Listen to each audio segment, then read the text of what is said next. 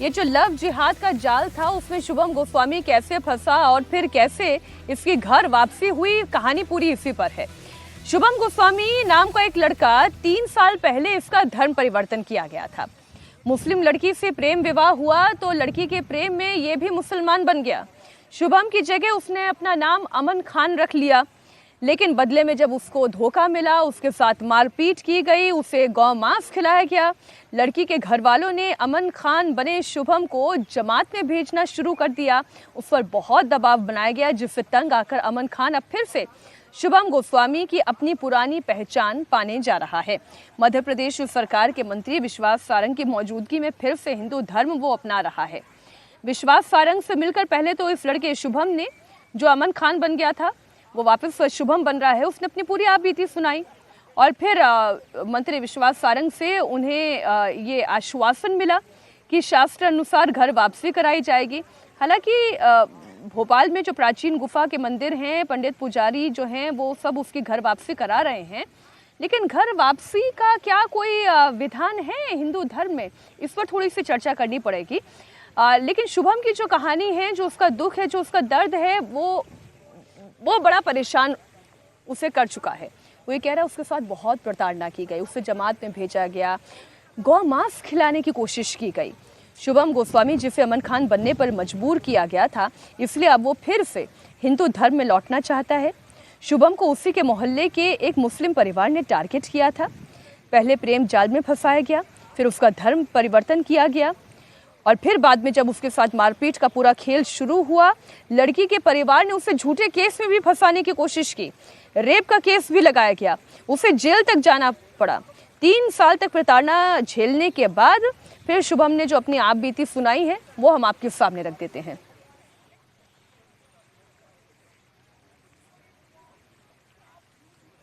मुसलमान लड़की ने प्रेम जाल में मतलब फंसा के, जो था उसका मुसलमान बनने का बोला, उसने बोला मुसलमान बन जाओ शादी करने के लिए।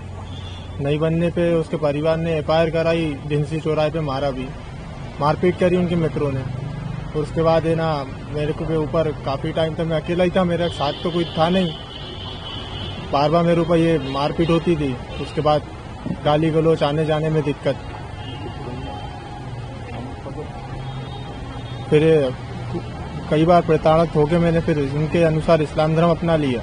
3 साल तक बना रहा। बना रहने के बाद जब मैं उनसे पास जाता था कि आपने मुझे मुसलमान बना दिया, जमात में भेज दिया, लगभग 4-5 महीने जमात में रहा मैं काफी दिन। उसके बाद वहाँ पे जो गौ मांस वगैरह भी परोसा जाता है उधर, तो मेरी मजबूरी गौ मांस भी मैंने खाया। उसके बाद जब काफी महीने होने के बाद मैं 3 साल तक उनके पास मुसलमान बन के रहा। उसके बाद मैंने उनसे बोला कि आपने मेरे साथ ऐसा कर दिया, मेरे परिवार ने मुझे त्याग दिया, समाज ने मुझे त्याग दिया, मैं हिंदू धर्म का रहा नहीं। तो उसके बाद उन्होंने मेरे को फिर भी मुझे परेशान करने लगे, गाली बकने लगे, बोले तू हिंदू धर्म जाएगा वापस तो ये मारेंगे, ऐसा कुछ बार बार बोलते थे। हमारे सहयोगी अनुराग अमिताभ इस खबर पर जुड़ गए हैं। अनुराग, शुभम इतने वक्त तक परेशान रहा, उसे जेल तक भी जाना पड़ा, इसकी आंखें कैसे खुली? देखिए, जब उसने कोशिश की, शुभम ने अपने घर वालों से बातचीत करने की कोशिश करता था। इस दौरान उसके मुताबिक उसे प्रताड़ित किया जाता था। पहले लड़की ने कहा कि उससे विवाह करेगी। विवाह करने के चलते उसने न केवल धर्म परिवर्तन किया बल्कि जमात भी गया और उसके मुताबिक उसने गौ मांस भी खाया। लेकिन जब वो अपने घर वालों की तरफ और हिंदू धर्म के प्रति उसने अपनी आस्था दिखाई, तब जाकर उसका कहना है कि उस पर दबाव बनने लगा और दबाव बनने के चलते उसे जान से मारने की धमकी मिलने लगी। इसके बाद उसने कोशिश की, सरकार के मंत्री विश्वास सारंग जी के पास आया और संरक्षण मिला, जिसके बाद जो गुफा मंदिर हैं उनके महंत यहाँ पर आपको दिखाई दे रहे हैं, आश्वासन मिला। और जैसा कि अनुराग, ये बताएं कि लड़की के घर वाले जिनके ऊपर आरोप शुभम लगा रहा है कि उन्होंने टारगेट करके फंसाया और फिर धर्म परिवर्तन कराया, लड़की के घर वाले कहाँ है, लड़की कहाँ है? देखिए, चूंकि लड़के ने जो शुभम गोस्वामी उर्फ अमन खान है, उसने एक एफआईआर भी कराई है लड़की और उसके परिवार वालों के खिलाफ, इसलिए इस वक्त वो तस्वीरों में जो है वो नहीं मिल रहे हैं। और चूंकि उसने लगातार आरोप लगाए और एक तरीके से कहें तो हिंदू संगठन इसे रिवर्स लव जिहाद का नाम दे रहा है कि जिस तरीके से अभी तक हमने सुना है कि हिंदू धर्म की लड़कियों को जो दूसरे धर्म के लोग हैं वो लव जिहाद में करते हैं, लेकिन हिंदू धर्म के मुताबिक ये पहला ऐसा मामला है जिसमें जो रिवर्स लव जिहाद हुआ है कहीं ना कहीं। और यही वजह है कि जब उसने कोशिश की अपने धर्म में आने की, जो अमन खान और शुभम गोस्वामी का है, तो उसे न केवल जान से मारने की धमकी मिली, जिसके चलते वो लगातार परेशान रहा, खुद सरकार के पास पहुंचा, जिसके बाद उसे आश्वासन मिला और अब जाकर जो है हिंदू धर्म में उसके प्रवेश की पूरी प्रक्रिया शुरू हो रही है। बाकायदा स्वस्ति वाचन करके उसका प्रवेश कराया जाएगा। इस वक्त जो है उसका मुंडन संस्कार हो रहा है, यज्ञोपवीत होगा। यज्ञ आपको मैं दिखाऊं, यहाँ पर बाकायदा आहुति दी जाएगी, गंगा जल से उसे जो है पवित्र किया जाएगा और शुद्धि की जाएगी। और इस वक्त अगर महंत भी हमारे साथ हैं, हम उनसे बात भी कर लेते हैं। सर, किस तरीके से हिंदू धर्म में वापसी कराने की आपकी कवायद कर रहे हो, जरूरत क्या पड़ी है उसकी खुद आकर कहा था, सरकार के पास पहुंचा था? स्वयं जो है शुभम गोस्वामी जो अमन खान बने, तो उनको जो झूठी बातें कही गई वो झूठी बातें सब सामने आई और उनको नाना प्रकार की प्रताड़ना यातनाएं दी गई। तो उस व्यक्ति को पता चला कि जी स्वधर्म ही श्रेष्ठ है, पर धर्मो भयावह। जो घर वापसी जो कराने की विधान है, कोई बालक अपनी माँ से बिछुड़ जाए तो माँ की गोद में पुनः आने के लिए विशेष प्रक्रिया, कोई अग्नि परीक्षा की आवश्यकता नहीं है उसको। लेकिन जो होगा वो प्रक्रिया ये होगी, उसको मुंडन कराएंगे, मुंडन के बाद उसको 10 बजे स्नान कराएंगे गंगाजल इत्यादि से, और स्नान के बाद नूतन वस्त्र पहनाएंगे, गले में तुलसी कंठी बांधेंगे, मस्तक पर तिलक लगाएंगे, गाय का पूजन कराएंगे, भगवान का पूजन होगा, हवन यज्ञ इत्यादि कराएंगे और भगवान का नाम सुना करके सबके सामने वह संकल्प कराएंगे कि हमेशा सनातन को स्वीकार कीजिए। ठीक अनुराग, बहुत शुक्रिया आपका इस पूरी जानकारी के लिए। देवेंद्र, मुझे जहां तक ध्यान आ रहा है कि उत्तर प्रदेश में भी लव जिहाद के खिलाफ कानून बनाया गया और मध्य प्रदेश में भी जब शिवराज सिंह की सरकार थी तभी इस पर एक कानून लाया गया था। धर्म परिवर्तन एक बहुत बड़ा सिर्फ सामाजिक मसला नहीं है, ये कानूनी मसला भी बन गया है। जी हाँ, बिल्कुल, इसमें कोई दो राय नहीं। हालांकि इस मामले में, पर्टिकुलर मामले में बात करें तो इसमें कोर्ट की तरफ से तो अभी कुछ आया नहीं है, तो जांच प्रक्रिया का भी हिस्सा है। बहुत सारे आरोप लगाए हैं शुभम ने, बहुत सारी चीज़ें कही है, तो जो घर वापसी की बात है वो तो आसानी से हो जाएगी क्योंकि वो धार्मिक पहलू है।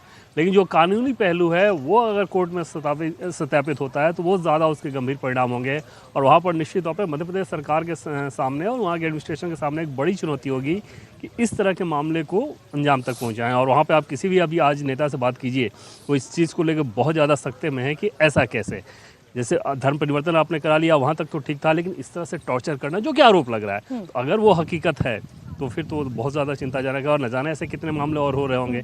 इस तरह केसेज आप देखें तो ऑलरेडी झारखंड में बहुत सारे ऐसे केसेज आ चुके हैं, बंगाल में ऐसे बहुत सारे केसेज आ चुके हैं, लेकिन मध्य प्रदेश में इस तरह से सामने आना निश्चित तौर पे वहाँ के सिस्टम को इसने भी झकझोर रखा है। बिल्कुल अवधेश जी, ये जो धर्म परिवर्तन है और जो लव जिहाद वाला एंगल है उसमें लड़कियों को भ्रमित करके फिर शादी करना और फिर धर्म परिवर्तन करना, ये तो हो रहा था।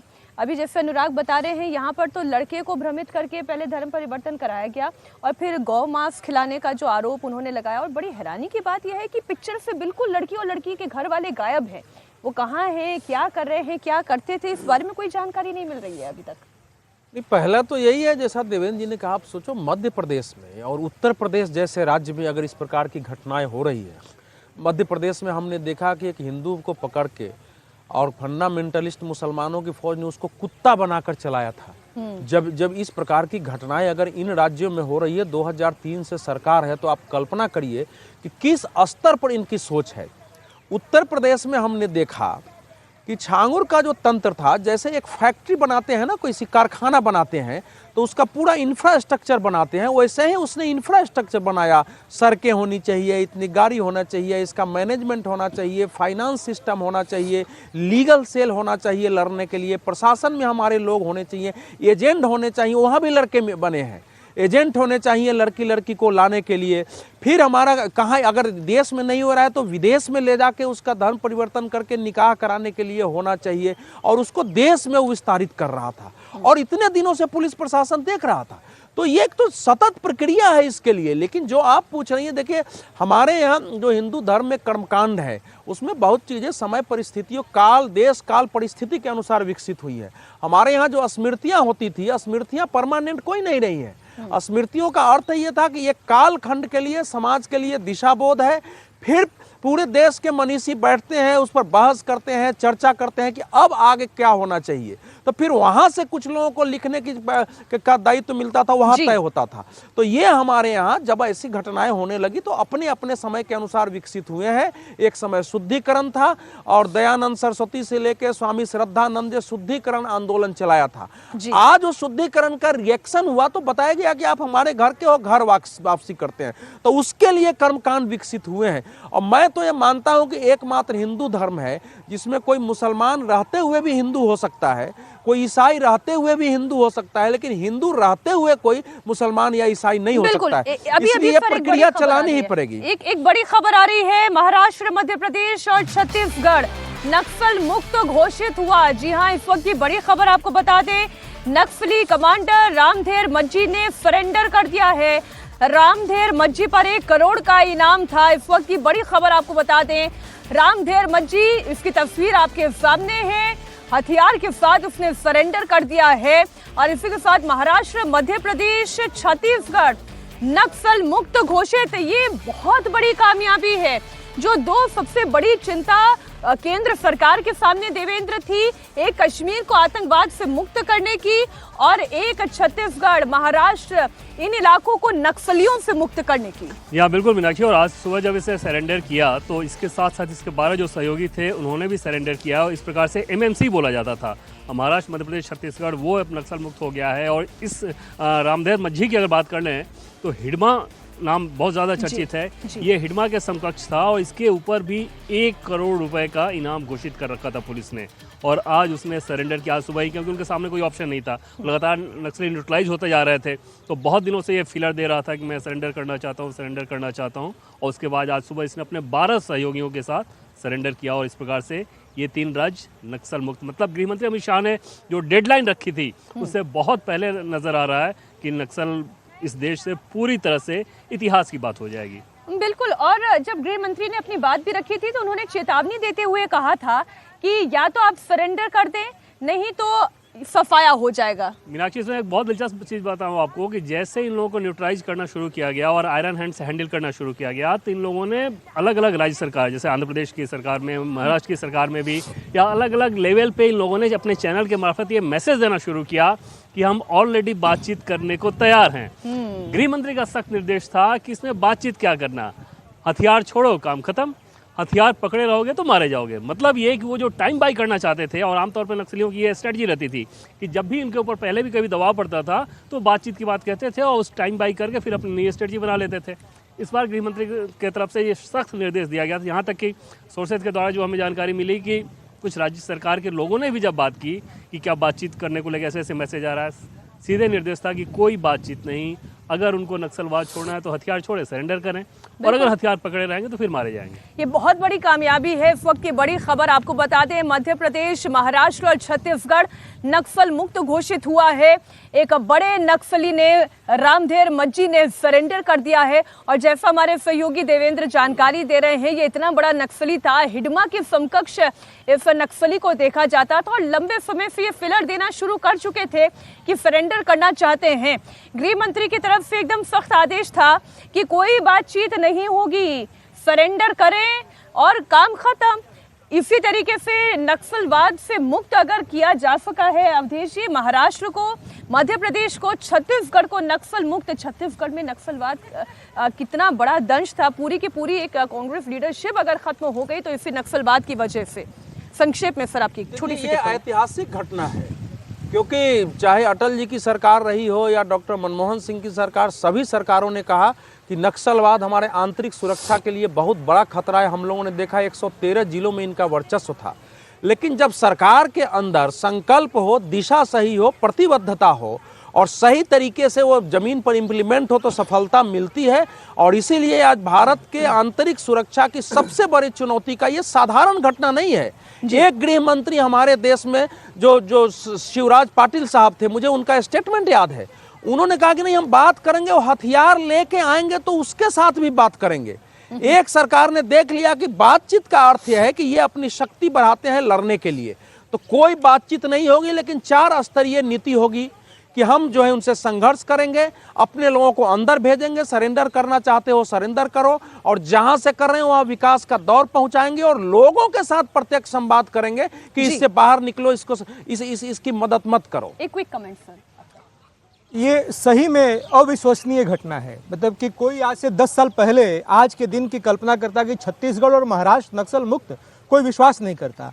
अभी भी जो डेडलाइन है वो 31 मार्च 2026 का है, और डेडलाइन से पहले इन दोनों सबसे ज़्यादा ऑपरेशन सही थे। झारखंड में भी थोड़ा बहुत बचा हुआ है जी। एक बात मीनाक्षी जी बताता हूँ, आपको मालूम है तिरंगे के लिए आज़ाद भारत में प्राण देने वाला, तिरंगे के लिए लड़ करके जान देने वाला संगठन कौन सा है?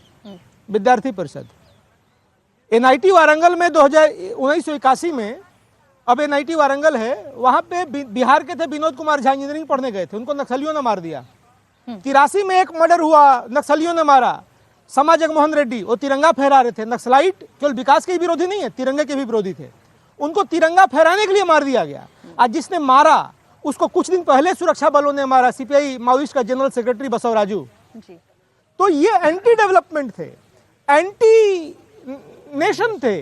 और सबसे कमाल की बात, अभी भी हिम्मत तो नहीं है कि टीवी डिबेट्स में आकर चर्चा करने की जैसे पहले होती थी, लेकिन अभी भी चिट्ठियां लिखी जा रही हैं, पिटीशन साइंस हो रहे हैं कि ह्यूमन राइट का वॉयलेशन हो रहा है नक्सलियों को मार करके। सर मुझे एक बस वही तस्वीर याद आ गई, वो तस्वीर बताते हुए मैं फिर अगली खबर की तरफ जाऊंगी कि तुम कितने हिडमा मारोगे, हर घर से हिडमा निकलेगा। ये भी देश की राजधानी दिल्ली में ऐसी भी तस्वीरें सामने आई। लेकिन ये बड़ी खबर एक बार फिर उन लोगों के कान तक भी पहुंच जाए कि जितने हिडमा निकलेंगे उतने हिडमा मारे जाएंगे, नहीं तो फिर वो मज्जी की तरह सरेंडर करने आएंगे। महाराष्ट्र, मध्य प्रदेश और छत्तीसगढ़ नक्सलवाद से मुक्त हुआ है, ये आज की बड़ी खबर है। खबर अब आपको बिहार की भी दे देते हैं, जहां पर इस वक्त बुलडोजर एक्शन चल रहा है, और बुलडोजर एक्शन के तहत बिहार के अलग अलग जिलों में अतिक्रमण हटाने की कार्रवाई चल रही है। तस्वीरें अब हम आपके सामने रख देते हैं। तस्वीरें बिहार से आ रही है। 20 शहरों में इस वक्त हड़कंप मचा हुआ है, क्योंकि आज अगर पटना की ही बात करें तो कंकड़बाग, गांधी मैदान, यहाँ से अतिक्रमण हटाने की कार्रवाई युद्ध स्तर पर चल रही है। बोरिंग कैनाल रोड और ये सारे वो क्षेत्र हैं जो कि अच्छे मतलब पॉश इलाकों में से आप इन्हें मान लीजिए। अशोक राजपथ, राजापुर पुल, ये सब वो इलाके हैं जो इस वक्त हॉटस्पॉट बने हुए हैं। कई जगहों पर बुलडोजर चल चुका है, कई जगहों को पहले से ही मार्क किया जा चुका है जहां पर बुलडोजर चलाने की प्रक्रिया की जाएगी। अफरा तफरी की स्थिति यहां पर बनी हुई है। तस्वीरें आपके सामने, कंकड़बाग, बांकीपुर, गांधी मैदान, Azimabad, Paliganj, boring road, Digha road, Beur मोड़, अशोक राजपथ और राजापुल, जहां पर इस वक्त अतिक्रमण हटाने की कार्रवाई चल रही है। अवैध कब्जा जहां पर भी होगा वो हिलाकर रख दिया जाएगा। कैमूर, छपरा और अररिया से भी कुछ ऐसी ही तस्वीरें सामने आ रही है। जल्दी से देवेंद्र, ये जो बुलडोजर वाला जो मॉडल है ये यूपी से इतना फेमस हुआ कि जब से सम्राट चौधरी के हाथ में गृह मंत्रालय आया है तब से अतिक्रमण ऐसे साफ किया जा रहा है जैसे झाड़ू लग रही हो। और बिल्कुल, हालांकि यूपी से अलग है थोड़ा मामला यहाँ के केसेस को अगर आप देखें, लेकिन निश्चित तौर पर सम्राट चौधरी गृह मंत्री बनने के बाद उनके सामने सबसे बड़ी चुनौती ये थी कि कैसे अपनी छवि बना सकें। जो गृह मंत्रालय लगातार नीतीश कुमार के साथ रहा, अगर वो सम्राट चौधरी के पास आया तो इस समय बीजेपी के टॉप लीडरशिप की तरफ से भी जब वो दिल्ली आए थे मिलने डिप्टी सीएम बनने के बाद, तो उनको यही कहा गया कि मंत्रालय में आप ऐसा काम करें जिससे जस्टिफाई हो सके कि गृह मंत्रालय अगर बीजेपी के पास आया तो कितना अच्छा काम हुआ और सम्राट चौधरी एक लीडर के तौर पर स्टेब्लिश हो सके। पहले भी वो लोग बात करते रहे मीनाक्षी कि बीजेपी अपने फ्यूचर का सारा इन्वेस्टमेंट लीडर के तौर पे सबसे ज़्यादा सम्राट चौधरी में देखती है, सम्राट चौधरी में कर रही है। तो उस लिहाज से इन सारे चीज़ों के द्वारा वो अपनी एक छवि बनाएंगे कि हाँ परफॉर्मिंग मंत्री हैं, और लॉ एंड ऑर्डर की बात कर लें, अवैध अतिक्रमण हटाने की बात कर लें, इन सब चीज़ों पे वो डिलीवर कर रहे हैं। और बीते 15 दिनों से बिहार से ऐसी तस्वीरें सामने आ रही है। केवल राजधानी पटना में ही इस वक्त बुलडोजर एक्शन नहीं चल रहा है, बेगूसराय में भी जहां जहां अवैध अतिक्रमण है उसे हटाने की प्रक्रिया की जा रही है। लोहिया नगर इलाके में अतिक्रमण को हटाने का काम किया गया। कई कच्चे मकान हैं, कई दुकानें हैं जिन्हें बुलडोजर से ढहाया गया। बुलडोजर एक्शन पर हालांकि कुछ लोग भड़क भी रहे हैं। एक युवक ने विरोध में अपनी चोटी काट ली और फिर अपना पीला गमछा डॉगी को पहना दिया। कुंदन महतो नाम का ये युवक इस एक्शन का विरोध कर रहा है। वो ये कह रहे हैं कि सिर्फ गरीबों पर बुलडोजर चल रहा है। किया गया ये सरकार से, और मैं ये सरकार के राज में कहना चाहता हूँ कि ये टिक्की मेरा सॉन्ग था। मैं ये गिरिराज सिंह से भी कहता था कि मैं गिरिराज सिंह हूँ अपने आप को, लेकिन मैं आज इस टिक्की से उबला गया हूँ। आपके पास अगर कोई कैंची है तो मुझे बोलिए, हम अभी काट के इसको हटा देता, क्योंकि मुझे ये सरकार, मुझे ये टिक्की पसंद नहीं है, समझ रहे हैं बात। और मुझे गमछा भी पसंद नहीं है। मुझे बस चले तो मैं ये काला कुत्ता को भी बना सकता हूँ, मुझे कैंची दीजिए मैं टिक्की भी काट दूँ। और मुझे ये मोदी से भी और गिरिराज बाबू से भी हम कहावत करते हैं कि हमको कम से कम टिक्की वाले का चाहे कोई भी आदमी है उसको सपोर्ट कीजिए। गर्व है मेरे पास कि मेरा हिंदू का नेता है और हर एक चीज का किसी को भी सबको सुनता है, उसके साथ हमको भी सुनिए। अब ये जो एक विरोध की आवाज आप सुन रहे थे, और कहां से अब आवाजें उठेंगी आप ये सोचिए। बिहार में इस वक्त 15 दिनों के अंदर अंदर अतिक्रमण हटाने की कार्रवाई 200 अलग अलग लोकेशन पर चल रही है और बिहार को अतिक्रमण मुक्त कराने के प्रयास किए जा रहे हैं। मुजफ्फरपुर में भी प्रशासन का एक्शन दिखाई दिया। इमली चट्टी इलाके से अवैध अतिक्रमण को ध्वस्त किया गया। नगर निगम का दफ्तर यहां पर जैसे ही पहुंचा, अवैध अतिक्रमणकारी भी जहां तहां भागने लगे। वो ये जानते हैं भाई अतिक्रमण करके जब यहाँ पे अपने दुकान चला रहे हैं, चाहे मकान बना के रखा है, तो ये तो सफाई होगी और ये प्रशासनिक अधिकार में है ये अतिक्रमण हटाना। इसी बीच खबर गुजरात से भी आ रही है। कांडला पोर्ट में इस वक्त डिमोलिशन ड्राइव चल रही है और पोर्ट एरिया में अवैध कब्जे को हटाने के लिए बुलडोजर चल रहा है। वहां पर भी बुलडोजर चल रहा है। ये गुजरात की खबर है। 250 करोड़ की 100 एकड़ जमीन पर अवैध कब्जा किया गया। 500 पुलिस कर्मियों की तैनाती करके अब यहाँ कांडला पोर्ट को अतिक्रमण मुक्त करने की कार्रवाई की जा रही है। ये बड़ी डेमोलिशन ड्राइव है। 250 करोड़ की जमीन है, 100 एकड़ की ये जमीन कांडला पोर्ट की, जहां पर डेमोलिशन ड्राइव के तहत इसे अतिक्रमण मुक्त किया जा रहा है। कितनी बड़ी जमीन है। अतिक्रमण के खिलाफ गुजरात में भी प्रहार हो रहा है। कांडला पोर्ट में इस वक्त ये एक्शन किया जा रहा है। कांडला पोर्ट के बारे में यदि और जानकारी देवेंद्र आपके पास है, यूपी की बात करें, बिहार की बात करें, अब तो बात गुजरात की भी हो रही है। और इसमें सबसे बड़ी चीज़ ये रहती है मीनाक्षी, चाहे गुजरात की ही बात कर रहे हैं या बिहार की बात कर रहे हैं आप, तो पॉलिटिकली ये बड़ा बैकफायर करने वाली चीज़ें होती हैं, क्योंकि उसमें लोग बहुत ज़्यादा आपके खिलाफ जाते हैं, लेकिन आपको करना होता है, गवर्नमेंट को या एडमिनिस्ट्रेशन की चीज़ें करनी होती हैं, वरना एक तो एक ट्रेंड से ही चल पड़ेगा। और दिल्ली के लुटियन जोन में अगर आप देखें तो कई जगह आप किसी सड़क पर निकले हैं, 2-3 हिस्से आप देखेंगे उसमें अवैध अतिक्रमण आपको नजर आएगा।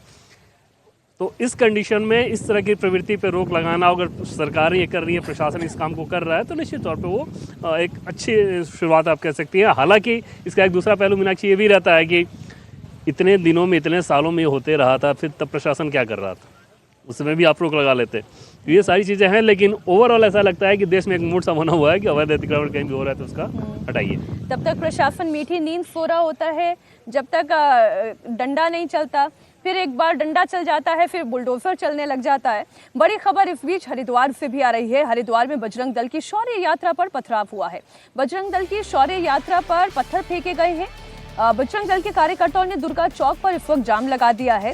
पुलिस ने कार्यकर्ताओं को समझा बुझाकर शांत करा दिया है और अज्ञात के खिलाफ पुलिस ने केस दर्ज कर लिया है।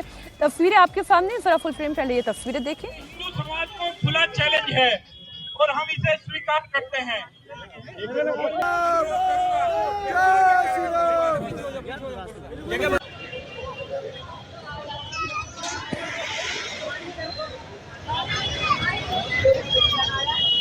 हिंदू समाज को खुला चैलेंज है और हम इसे स्वीकार करते हैं।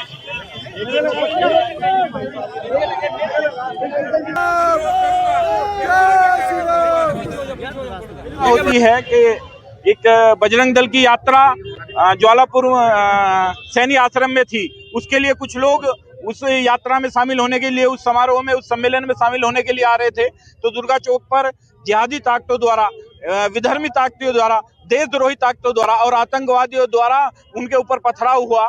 ये दंगा भड़काने की साजिश थी। यहीं पर कावड़ यात्रा के दौरान भी पथराव हुआ था।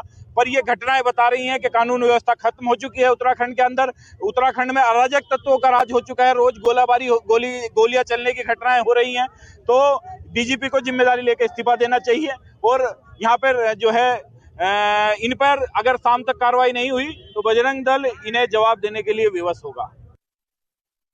जब ये ज्वालापुर से दुर्गा चौक होते हुए आ रहे थे तो दुर्गा चौक के पास किसी शरारती तत्व के द्वारा पत्थर फेंका गया, जिसमें चोटें भी आई हैं। तो उस संबंध में अवगत कराया गया, हमारे द्वारा तहरीर ली गई है। अभी तत्काल मुकदमा पंजीकृत कर रहे हैं, हमारी टीमें बनी हैं और जो भी शरारती तत्व होगा जिसने माहौल खराब करने का प्रयास किया या यात्रा का स्वरूप बिगाड़ने का प्रयास किया, सामाजिक सौहार्द बिगाड़ने का प्रयास किया, आइडेंटिफाई करके उसको गिरफ्तार करेंगे, उस पर कार्रवाई करेंगे। इस बीच एक और बड़ी खबर दिल्ली से आ रही है। यहाँ पर भी पत्थरबाजी की घटना हुई है। उपद्रवियों ने भजन कीर्तन चल रहा था, वहां पर ईंट और पत्थर फेंके हैं। पंडाल पर अटैक हुआ है जिसमें 100 से ज्यादा लोग मौजूद थे। पत्थर, कांच की बोतलों से हमला किया गया। बुजुर्ग महिला के घायल होने की खबर सामने आ रही है। 2 लोगों को अभी तक हिरासत में लिया गया है। पंडाल पर अटैक किया जब 100 लोगों की मौजूदगी इस पंडाल के अंदर थी। भजन संध्या चल रही थी। कांच की बोतलें फेंकी गई, पत्थर फेंके गए। एक बुजुर्ग महिला इस घटना में घायल हो गई हैं। अफरा तफरी का माहौल हो गया। वहां की जो तस्वीरें हैं पंडाल में पत्थर भी, ये भी आपको दिखाई दे रहे हैं।